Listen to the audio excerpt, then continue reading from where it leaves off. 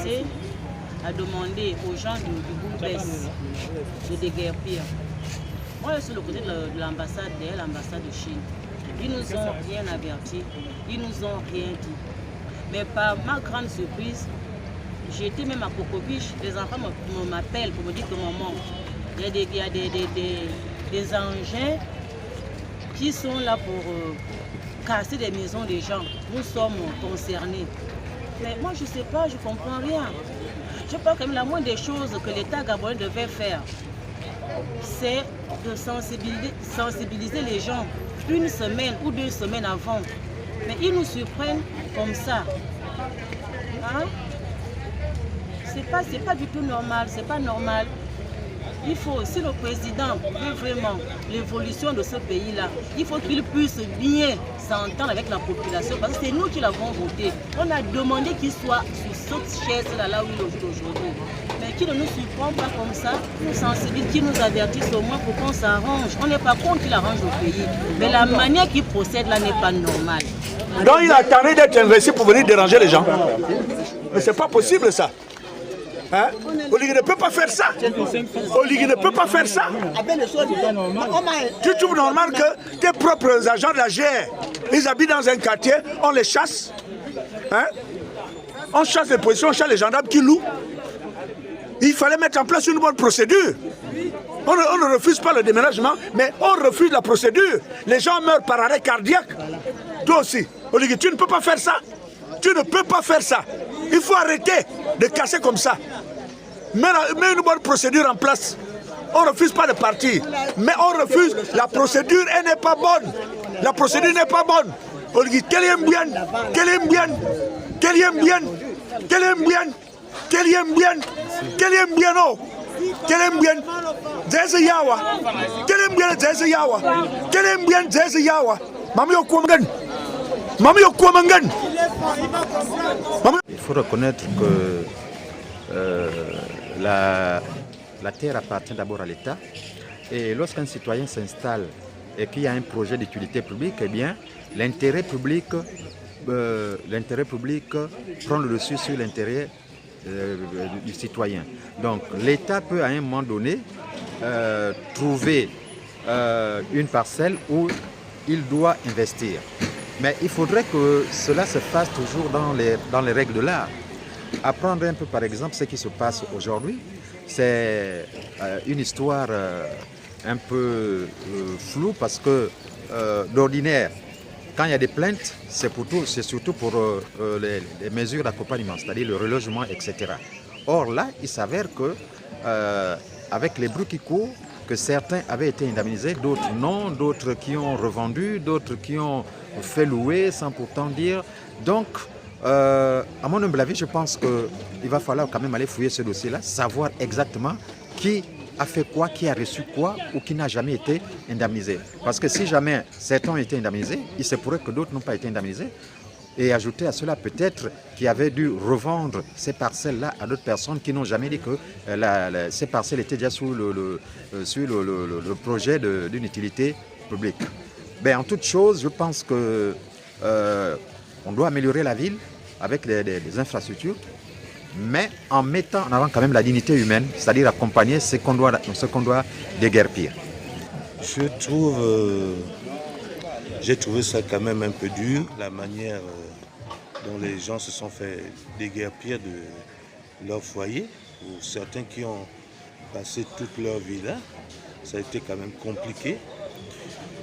Mais il faudrait que, avec toutes les plaintes que nous voyons, il faudrait que les autorités prennent quand même un peu de temps pour voir les responsabilités de chacun. Qui a fait quoi, pourquoi les gens ne sont jamais partis, qui a pu prendre l'argent, qui devait donner de l'argent.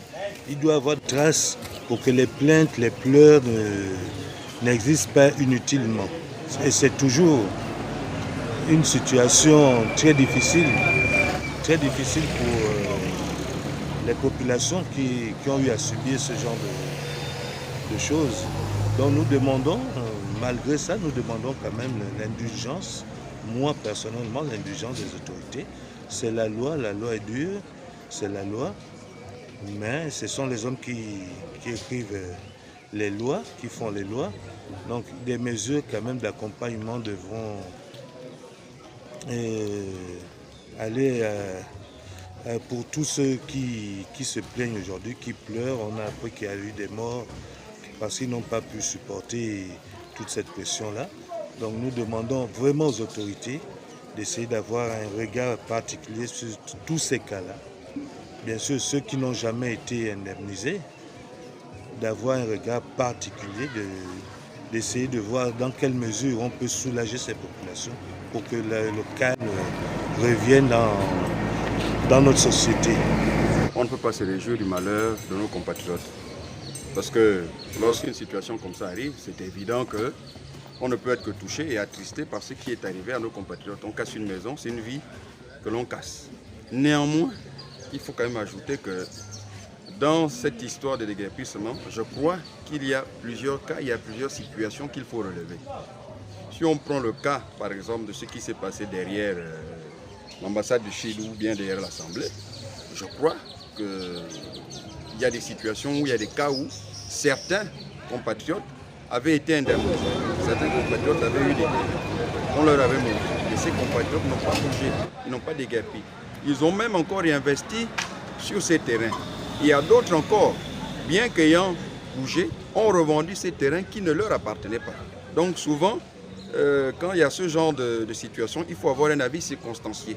Et le problème, je crois que c'est ça que nous tous, on n'a pas parce qu'on est sous le coup de l'émotion et c'est tout à fait normal.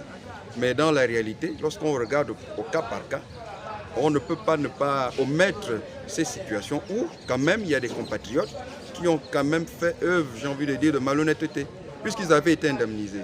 On leur avait donné des terrains. Mais pourquoi n'étaient-ils pas partis au temps où il le fallait, au moment où il le fallait?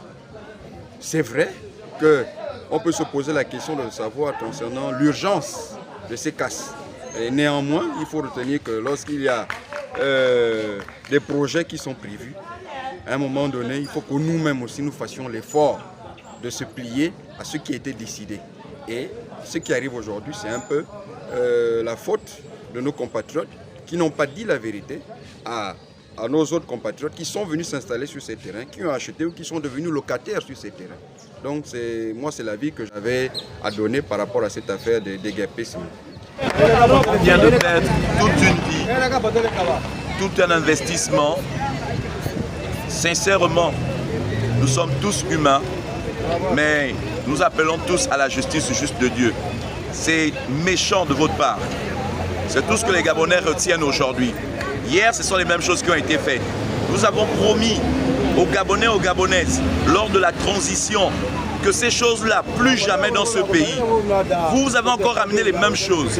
Vous êtes encore venus récasser les gens, sans logement, sans quoi que ce soit d'accompagnement. Nous sommes au Gabon. 9 ans que mon père habite ici avec sa famille. Mon père est mort. Je suis là depuis l'âge de 9 ans, les Yougoslaves ont fait la route, j'étais l'Assemblée nationale, j'étais ambassade de Chine, j'étais l'hôtel de ville, j'étais Mbolo, j'étais. Aujourd'hui, j'ai 59 ans d'âge. C'est pas aujourd'hui que le président, je lui ai supporté, il est mon fils, il est mon petit frère. Il va me balayer comme un inconnu. Nous sommes tous des Gabonaises et Gabonais. Dans les conditions là, je ne suis pas contre qu'on enlève les gens, mais à une seule condition qu'ils nous donnent quelque chose. Nous ne sommes pas les animaux ou les cafards. Tiens le père des enfants. Quand on dit président, c'est un père de tout le monde, de tous les Gabonais et les habitants du Gabon. Aide-nous, parce qu'on ne peut pas sortir du boulevard qu'on appelait avant, à l'époque, Mimarmita. On ne peut pas sortir les mains ballants. Monsieur le Président, vois-nous, aide-nous. On va aller où?